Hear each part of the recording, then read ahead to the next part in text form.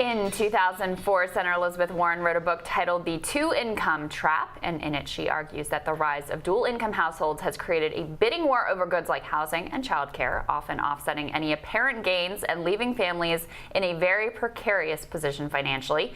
It is a position that Senator Warren is still promoting today as she campaigns in the Democratic primary.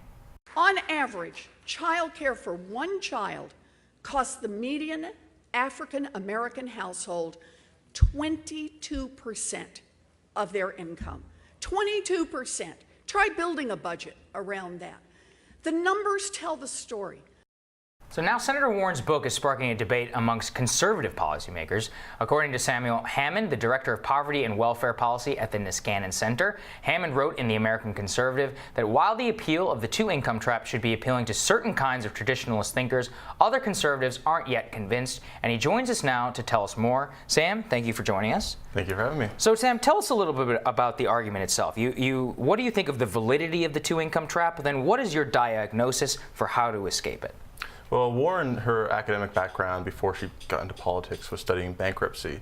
And so she had this thesis that there was this increase in bankruptcies because we'd moved from a single income household to a two-income household. Mm-hmm. And it was controversial at the time because she was essentially saying that stay-at-home mothers provided a kind of social insurance, and when we moved to two-income households, there was less of a cushion to fall back on. Now this has been reprised now that she's running for president. Folks like Tucker Carlson have brought it up, pointing out it's a little awkward that she was, she's now campaigning to be the first female president, right?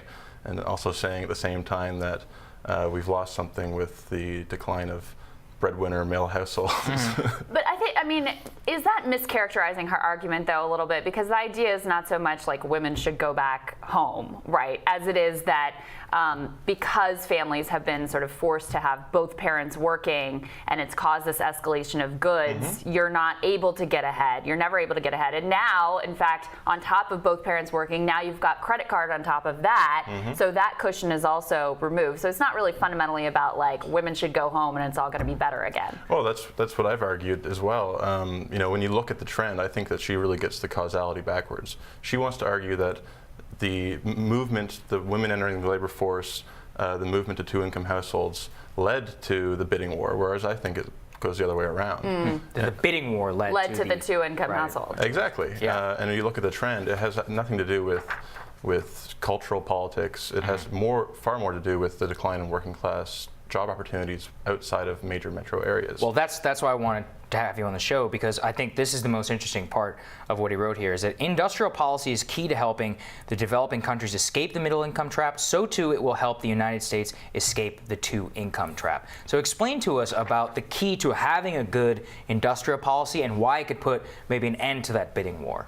Yeah, so I think traditional mainstream conservatives, when they hear industrial policy, they cringe because they think that's picking winners and losers. Yes. But really, industrial policy just describes the sort of panoply of policies we have, the tax code we have, the patent system we have.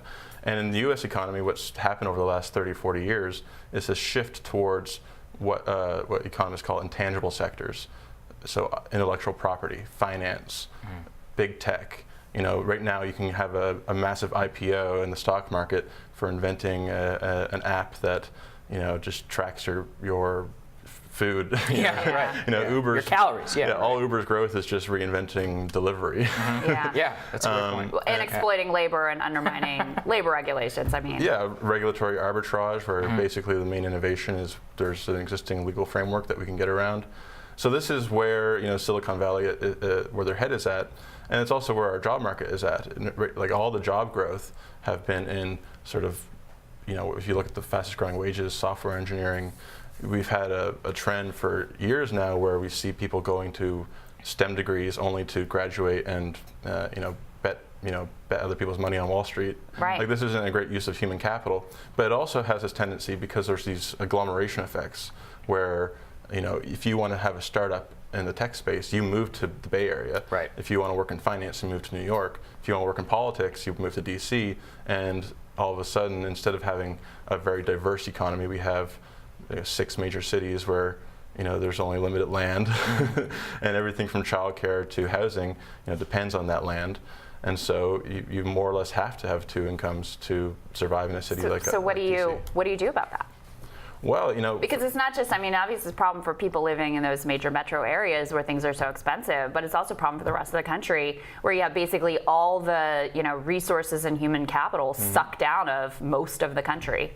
Right. For knowledge workers like us, it's not a problem. In fact, it has some benefits. I live in a gentrifying part of D.C., and it's partly because the escalation of all the knowledge workers moving here have just bid up prices, pushed out the traditional population.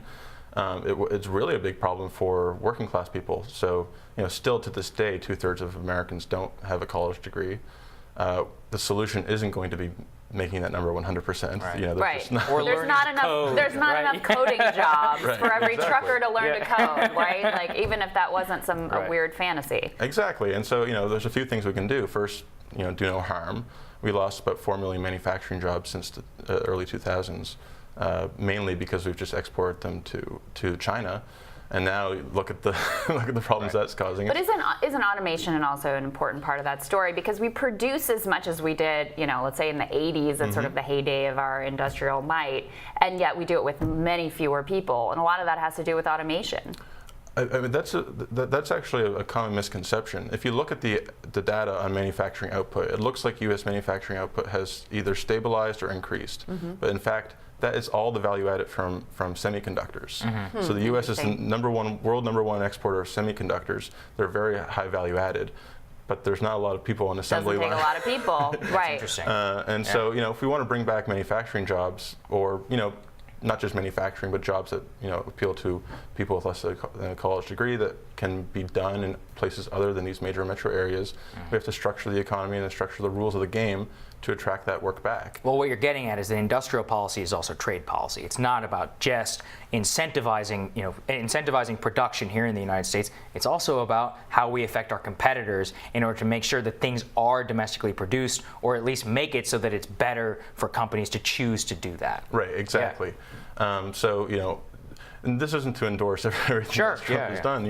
One of Trump's bigger tariffs has been on steel and aluminum, which, if you think of it in terms of like an ecosystem, it's like you're taxing the food that goes into cars, right? It's not exactly the smartest policy, but other things we can do is encourage export industries, encourage tradable industries. When goods are traded, they tend to have higher value added because they're competing on an international scale.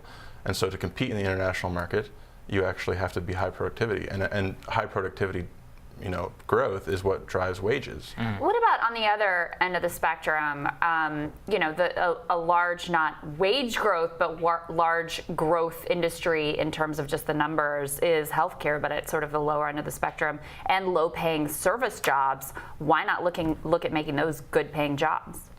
Well, this goes to my earlier point that there's always an industrial policy. Right now we do have an industrial policy, and it's around turning the entire economy into people caring for our aging population. Right. Home health care aides. Home health care. We have, through Medicare and Medicaid, basically massive, unchecked subsidies to the growth in hospital employment. And so this is becoming a sort of natural job source for people with lower rates of education. But that's not necessarily the economy we want. Right. The same reason why there's not been much innovation in education or childcare. You still are basically standing in front of a class giving a lecture after 1,200 years. Healthcare and especially care jobs aren't really much different. It still takes that hands-on sort of care and attention. Right, but we're not going to see massive innovation in that space. But my point is, they can't be outsourced, right? That's hard to automate. And that's why because they are about sort of human caring professions. So if those are the jobs we have, why not advocate for stronger union rights? Why not use the power of the federal government, which does massively subsidize this industry? However, the workers are incredibly low paid. Why not use that as a lever to make those better paying, family sustaining jobs? Well, I'm not opposed to creating some space for collective bargaining and other kind of union contracts, but to your point, these are the jobs we have. The point I'm raising is we can think bigger and think about a broader sweep of different types of jobs. If we can structure an economy to produce massive job growth in the healthcare industry, we can structure the economy to produce that in other industries as well. And I think that given the diversity and the pluralism and the kinds of employment people seek, moving into a single sector and just leaning into it and trying to build that as an entire economy is not the way to go. Particularly if we want to be sort of a world leader in innovation and just economic growth. Like, this is one of the fallacies I bring up, is like, people frame this as a trade-off between growth and sort of equity, when actually you can get both. You can produce more manufacturing goods in this country and actually have a job sector that can absorb STEM workers, and then you have more people graduating with engineering degrees, and you have more people inventing things. So this becomes a virtuous cycle. Now we think that instead we're going to let Germany and China build everything, and so that's where their prime ministers are actually engineers and nuclear physicists. Right. Well said. Well, thank you very much, Sam. Very We appreciate interesting stuff, Sam. Thank you. Yeah. We'll have more coming up for you on Rising.